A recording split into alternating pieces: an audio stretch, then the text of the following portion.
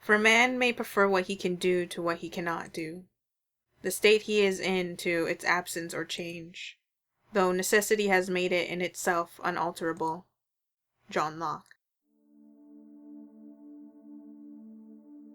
I wake up. I had a good night's rest in terms of my quality of sleep. This is the second time I've had to do this. I had a good night's rest. In terms of my quality of sleep, I have nothing to complain about. I didn't have a nightmare nor any kind of dream for that matter. I haven't been this comfortable in a long time. And yet the sight before me is something quite unusual to wake up to. Shoes. How often are feet the first thing you see upon waking up? I would wager it's quite a rare event. I cannot even come up with a scenario where this is likely to occur. Except, of course, my own. Clearly, I'm looking at a pair of shoes right now, so the probability must be non-zero. It suddenly occurs to me that feet are connected to people.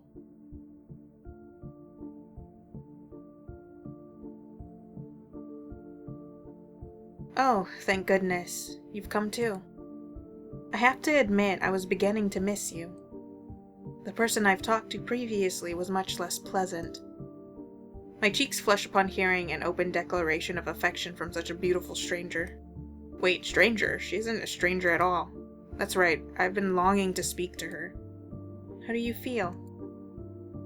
Very good. I'm glad to find myself in so desirable company.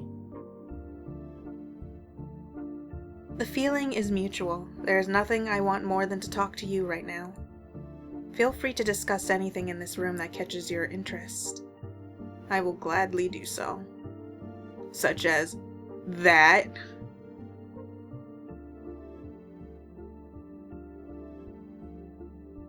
So, what can I look at?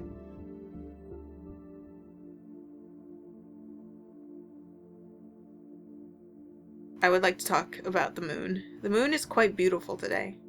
How fascinating, not many people would say that about a new moon. The full moon seems to be preferred by almost everyone. It may be so, but I believe the new moon has its own appeal.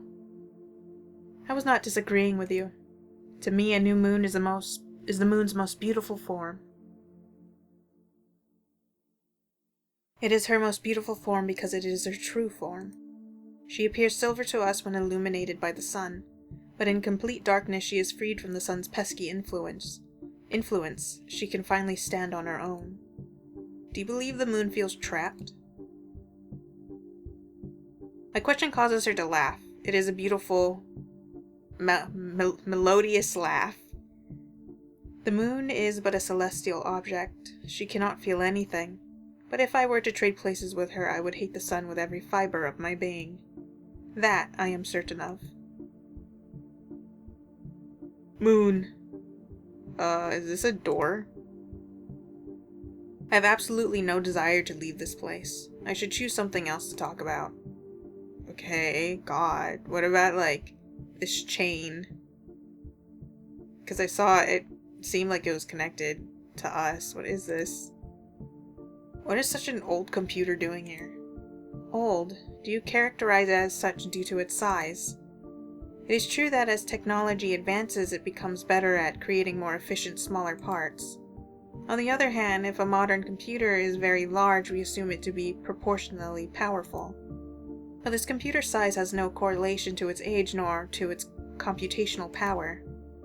It is built that way for a much more simple, if not primitive, reason. It is supposed to fit a human inside. What? Is someone being kept there against their will? Of course not. There is no need to worry. It is merely an why does my brain unable to remember how to say this word? Exhibition. God, that was loud. In fact, everything around us is but a buffet to provide us with topics to discuss. This computer in particular might be the most interesting. Are you familiar with the Chinese room argument? I don't think so. Would you care to explain it? Gladly. It is a thought experiment, so please open your mind to a hypothetical scenario. Suppose you do not know any Chinese and are put into a room. In that room, you find rule books that tell you precisely how to convert given combination of Hanzi to a new string of characters. Occasionally, you will receive letters through a mail slot from outside the room. You write down answers according to the rule books and send them back out. Since you followed the rules diligently, your answers are perfectly intelligible, and the people outside assume you are a fluent Chinese speaker. But are you?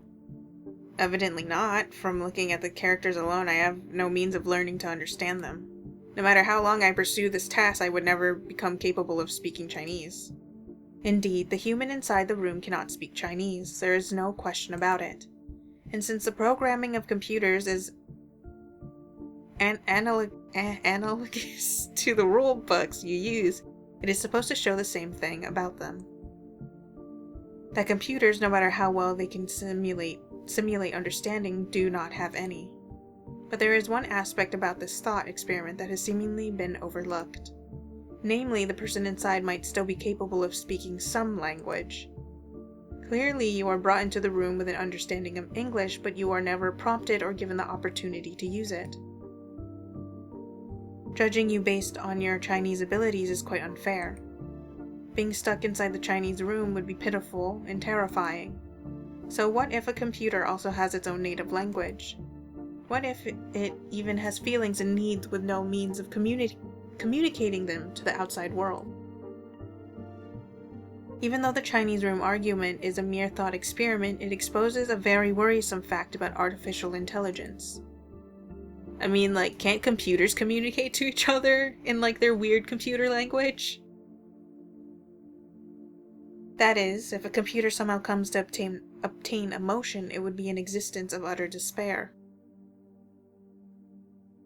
While interesting, I don't think this is a real concern. It's highly unlikely that we somehow already discover how to artificially create emotion. I admit that it is unlikely. It would be no exaggeration to call it a miracle, even. Yet we would have no way of knowing whether that miracle has already occurred. Said unlucky computer would suffer in silence, with no one ever considering that it might be in pain. Our language barrier is too strong. Tell me, would you put such a computer out of its misery? Initially, I'm inclined to say yes, but I can only notice its pain once it is communicated. By the time I realize that it's suffering, the language barrier would no longer exist. So at that point, the computer would no longer have to be alone. Then you would instead spend the rest of your life in its company? Perhaps that would be my moral obligation, yeah. I see. Computer. What else is there?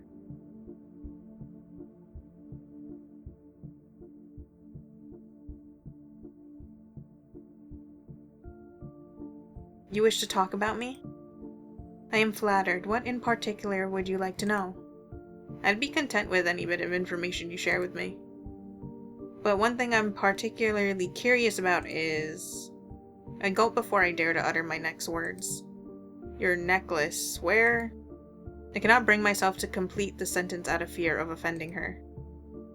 As a response, her slender fingers wander up to trace the metal ring around her neck. My necklace, are you referring to this? I nod. Content with my confirmation, her hands slide down to the chain attached to the ring. She gently tugs at it, causing it to clink. And you wish to know where this leads? Her hands move on to the first button of her coat, foreshadowing what would happen if I were to say yes. But I'm too mesmerized to utter a single word. Once again, all I can do is nod. She chuckles. Very well, I always value honesty. And just like that, she puts the uppermost button between her fingers and pushes it through the opening. Once slipped through, slightly more of her upper body is revealed. Of course, she's still fully clothed underneath. Nothing about this is inappropriate. And yet I feel like I'm witnessing something I shouldn't. It's so intimate. Something not meant for my eyes. Something I can never turn back from. Bearing a knowing smile, she repeats the same motion with the remaining buttons of her coat.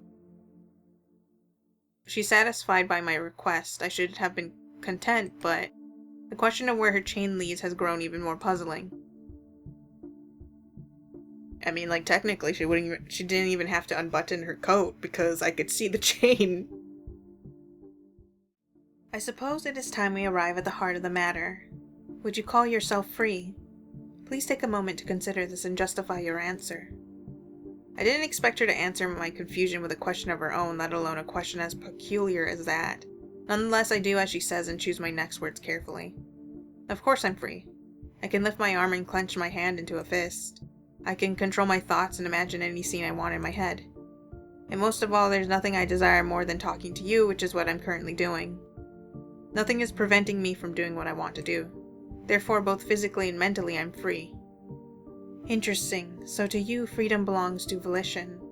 Being free is equivalent to being free to do as you please. Unfortunately, I do not agree with that concept. Even a prisoner, unless restrained from head to toe, can clench his fist if he wills it. And so long as he is not under the influence of drugs or illness, he can most certainly control his imagination. Yet by definition, prisoners are not free. Lastly, when it comes to wish fulfillment, what if what you want to do simply aligns with what you are able to do?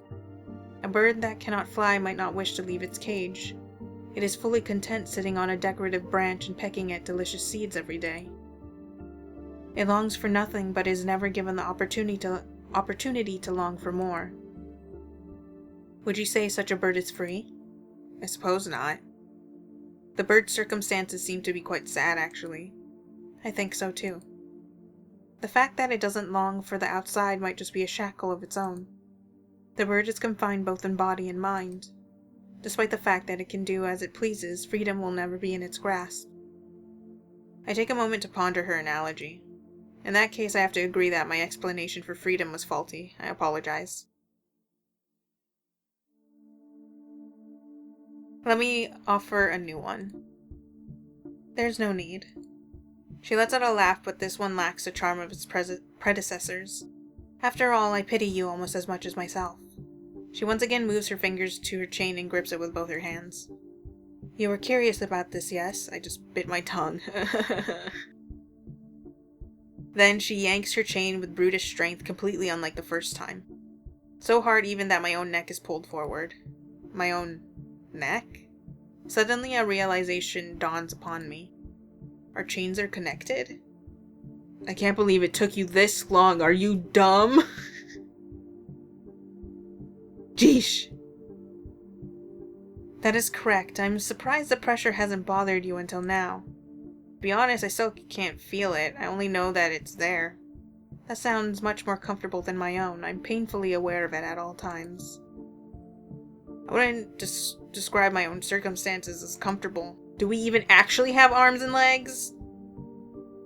Do we even actually have a body? Why am I connected to you? Was this your doing? No. I wish I had any amount of control over this place, but unfortunately I do not. If you discover a way to break free, I would love to know about it.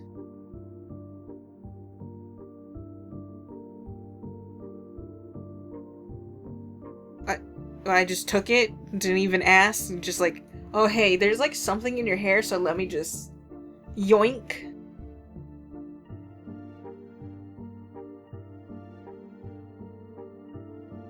For the first time since waking up, I no longer feel at ease sitting in this chair. Her presence is no longer enough to keep me calm. In fact, her smile, which appeared to me so charming before, now seems unsettling. I stand up, the only sound in the room being the rustling of our chain. It was a pleasure talking to you, but I will be taking my leave, and I guess you along with me. Fortunately, the chain is quite long. If necessary, the two of us could stand at opposite ends of the room. I make it to the door without requiring her to move in any way. As my hand hovers over the door handle, I can faintly hear her laugh again. But now isn't the time to doubt myself. I enjoyed the stay while it lasted, and it's time to return home. How are you supposed to do that when you still have the chain on? However, opening the door only reveals a solid wall behind it. There was never an exit to begin with. It is beyond your power to escape this place. Evidently, she's telling the truth. Then I assume the window, a fabrication just like the door. I thought so. Finally aware of my own powerlessness, I sit back down on my armchair. I do wonder, if you can be likened to a bird in a cage, are you a parakeet or an eagle? And am I your companion or Prometheus? Are we a pair of parakeets content to be in each other's company for the rest of our lives? Or will you tear out my liver every day, torturing me for eternity? Is that an accusation? Have I done anything to hurt you? Do you despise me? I do not. The eagle, just like Prometheus, was stuck in an endless cycle. Of course, it was provided a delicious liver every morning, but it was never allowed to do anything else. It was a prisoner just the same. Therefore, Prometheus had no right to hate the eagle. The real villain who doomed both of them to that fate was Zeus. For that reason, I harbor no ill will against you either. Quite the opposite, I find pleasure in our joint suffering. The only person I hate is our Zeus. Our Zeus? Some kind of god? That person is the reason we are here. They are watching us from a space we cannot perceive, far beyond our grasp. Sweats. For what purpose? Enjoyment, I assume. What kind of person would watch something like this for fun? I can only imagine they are a twisted individual, for as long as we are observed, we continue to exist. Sweats profusely. Does that mean we stop existing if they stop observing us? Most certainly. Can you recall anything about your life before coming here? No, in a way I feel as though I'm a newborn. Not in terms of my body or intellect, but most certainly when speaking about my memories. I have none. Interesting. It is hard for me to decide which of our fates is worse. How so? Are you different? I possess memories of meeting you over 1,000 times. Every single one of our conversations progressed more or less the same way. Perhaps it is because different gods were watching us. They might have different preferences, but the outcome is always the same. Now that I think about it, it is possible that you aren't always you. It could be that I am meeting people that are identical in every way and yet not the same. But of course I've already had this realization many times before. I am destined to continue having it. There's nothing I can do but play along.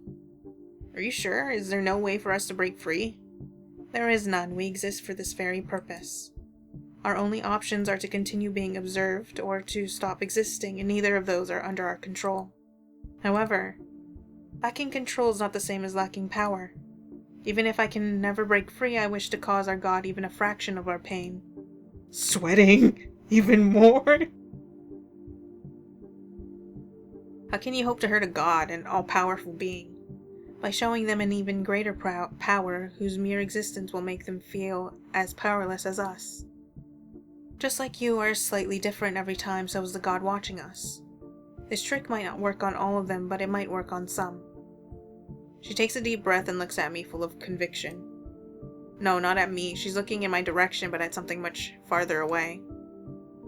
Zeus, the fact that I am still talking means you are still watching. I hope you will pay attention to my words and consider them carefully. I do not possess any privacy, so you already know what I plan to achieve. But surely your pride will allow me to proceed. If my partner and I are birds in a cage, then you are a cat.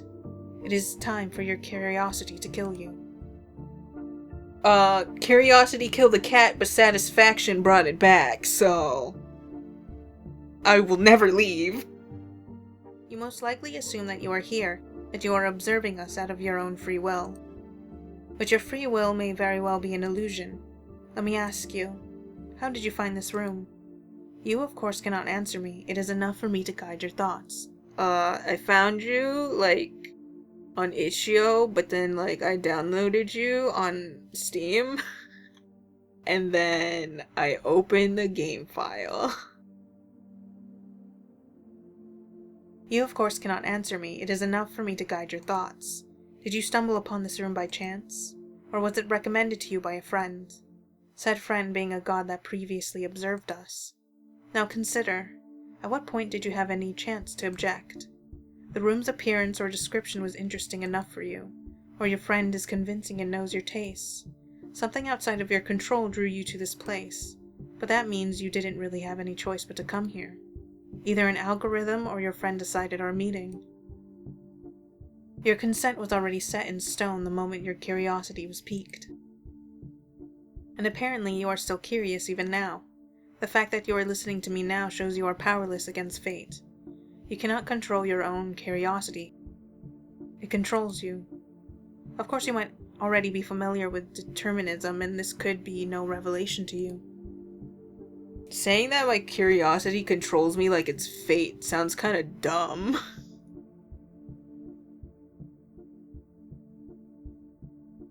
So, just in case, let me try hurting you in a different way. I hate you from the bottom of my heart. Yeah, well, I don't know you, so I'm not offended by that.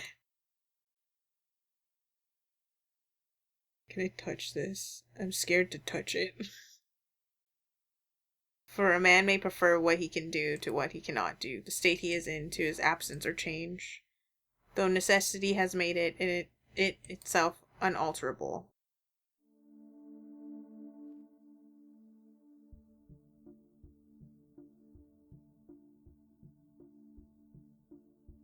Oh, what happened?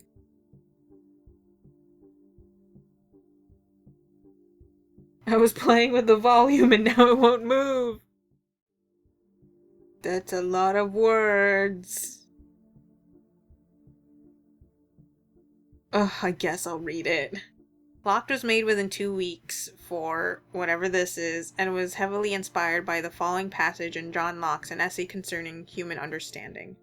Again, suppose a man be carried whilst fast asleep into a room where is a person he longs to see and speak with, and be there locked fast in beyond his power to get out.